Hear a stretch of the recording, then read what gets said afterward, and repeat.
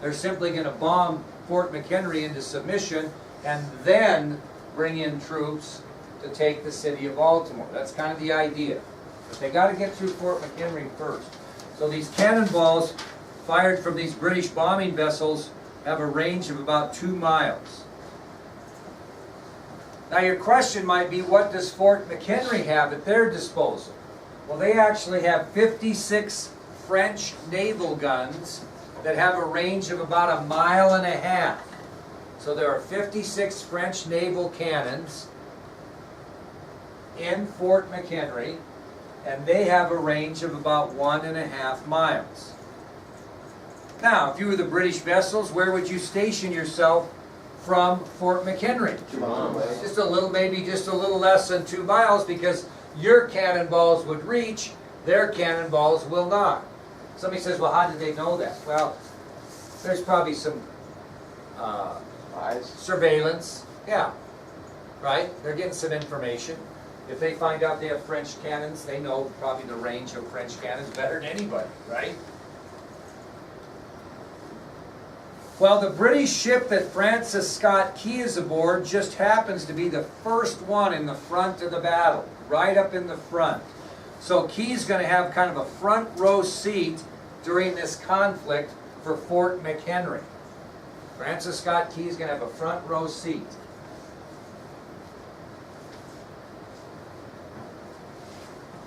Now the first day of battle was kind of interesting, because Fort McHenry survives over 6 hours of continual bombardment. And the fort does well. It's very well fortified. But they do get a big scare the first day. Know anything about a cannonball? What's the purpose behind it? What's a cannonball? Here's a cannonball. Okay, how does it work? How does a cannonball, I mean, it shoots out of the cannon.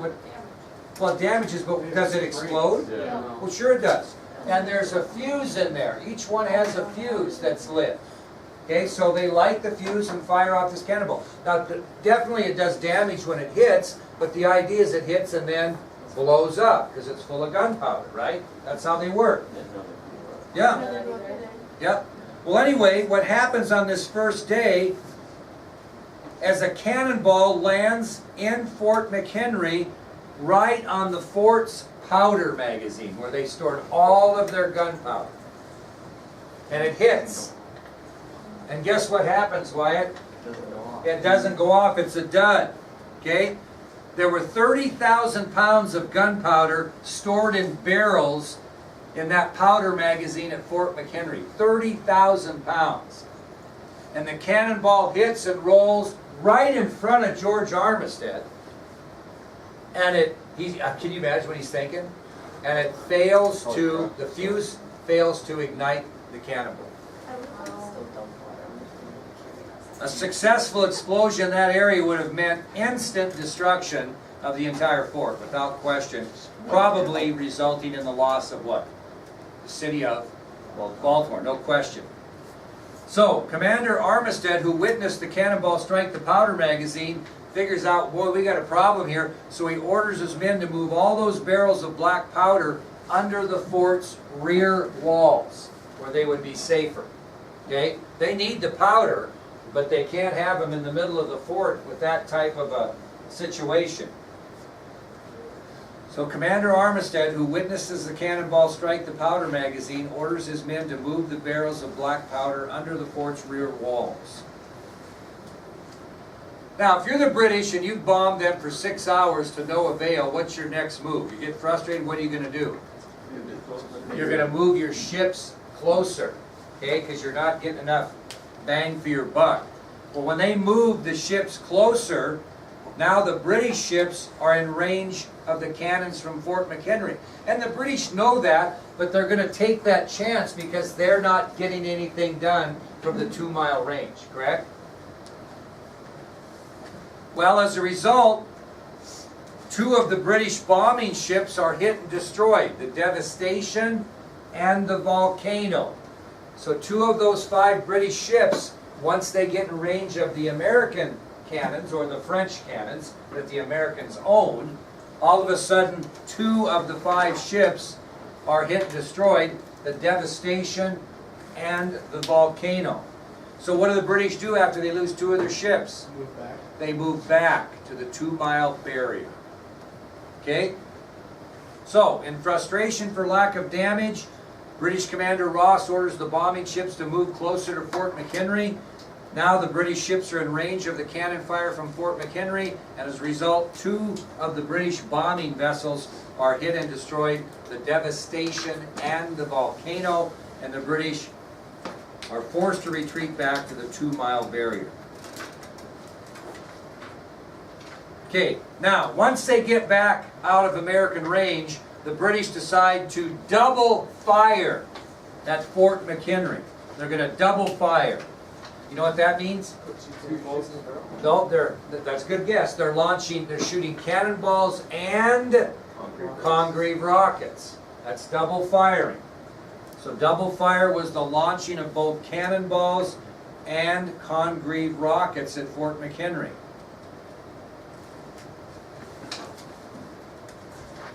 Now during this double fire assault, many of those cannonballs burst in midair. They didn't even get there before the fuse went off.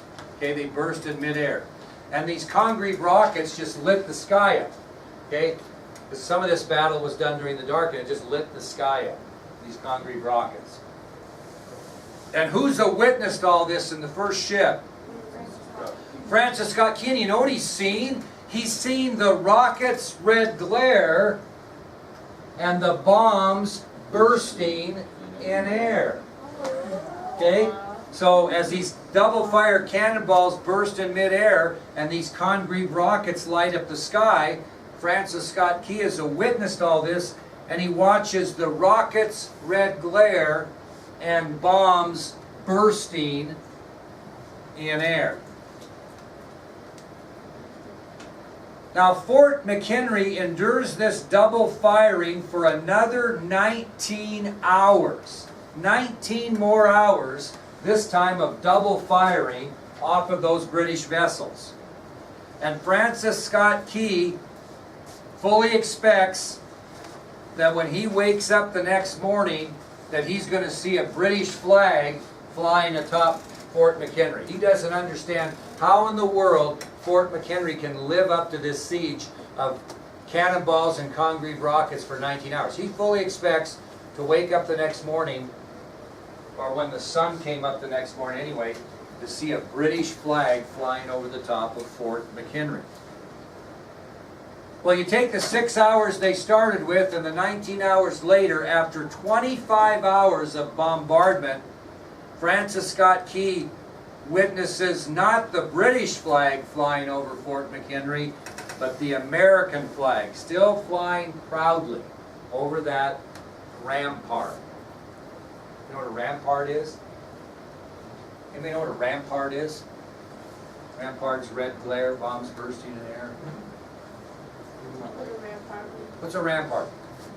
Like a flagpole? No, a rampart's like a berm that protects the fort. A rampart is a defensive berm, okay? And I'll show you that a little bit later. Now, because of this continual bombing to no success, the British are convinced they cannot breach Fort McHenry. They cannot take Baltimore, and so what do? They just retreat, they leave. And the city of Baltimore is saved.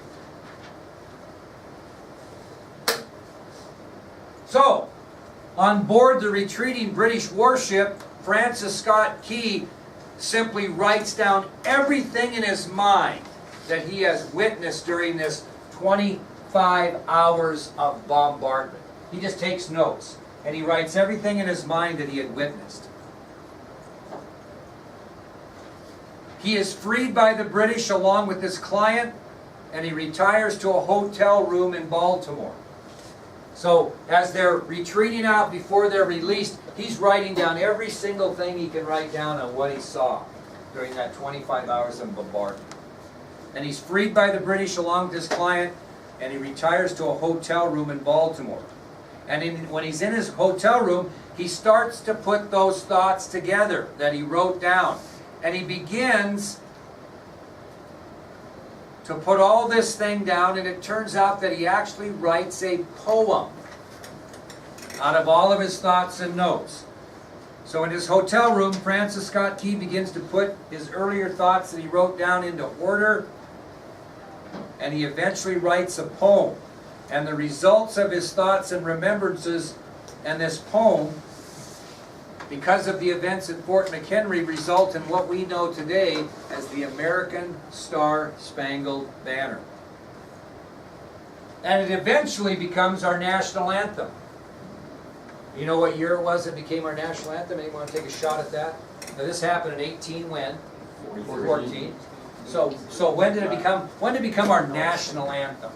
1843. 1931. 1931. So the Star-Spangled Banner does not become the national anthem until 1931. And it was in that year that Congress passed a law officially making the song the national anthem of the United States of America. Does that mean it wasn't played? It was played. Now, take out your handout. I want to show you something on this national anthem. A lot of people don't know this. Okay? Take out your handout, everybody. Get it out. We're going to read through this and just make a point here before the bell rings. The Star-Spangled Banner. Oh, say can you see by the dawn's early light what so proudly we hailed at the twilight's last gleaming, whose broad stripes and bright stars through the perilous fight o'er the ramparts we watched were so gallantly streaming. What's it got after that statement? Question mark. This verse are questions. And the rocket's red glare, the bombs bursting in air, gave proof through the night that our flag was still there. Oh, say does that Star-Spangled Banner yet wave o'er the land of the free and the home of the brave? Another question. The Star-Spangled Banner is two questions. How many people knew that? It's two questions. Now, let me ask you another question. Do you think, and I'm getting a little political, I don't like to do that, but do you think that these guys that are kneeling during the national anthem, I would bet you a $100 bill, they have absolutely no clue where the banner came from, the history of the banner, or the fact that it's two questions? How many of those players think that? I'll tell you a story. I get a little excited about this. I do the PA for Rocky Mountain College football games. And every time I go up there, there's a new person singing the national anthem. And they're good singers. What's the first thing I ask them before I give them the mic? You know what? Do you know what this means? Do you know what? Did you know that what you're going to sing is in the form of two questions? I have yet to have anybody that sings it say yes to it. Not once. I ask them also, do you know where the song came from? Why do we have it at Star-Spangled Banner, where it came from? One of the people that have sung the national anthem over the last 2 years I've been doing the games knew that it was from the Battle of Baltimore. One. And I think that's kind of sad. So what we're going to do tomorrow is we're going to spend the whole period watching a video on the Star-Spangled Banner. It'll show you some history, but it starts with a voice coach from UCLA whose entire job is to teach people how to properly sing the Star-Spangled Banner or the national anthem before games. And the pressure it is, one lady talks about, who was I believe she was an opera singer who was asked to sing the national anthem at the Super Bowl, and the pressure behind that, and making sure that when you sing it, that you understand the history and know what you're singing. Okay? And it's really good because I think you'll enjoy that part, then it goes through the history of the whole thing, and it kind of makes sense of why we have a national anthem today. Okay? That's what we'll do tomorrow. So you'll need to bring your binders, but we won't be taking many notes. And then we're going to move on to a very famous battle of the War of 1812 and introduce you to one of my favorite historical figures, Andrew Jackson, and what he does as far as the Battle of New Orleans and how he saves the War of 1812 for the Americans and becomes a national hero. Okay? So that's where we're at for tomorrow. Very good job today. So you know more about history than you did yesterday, hopefully.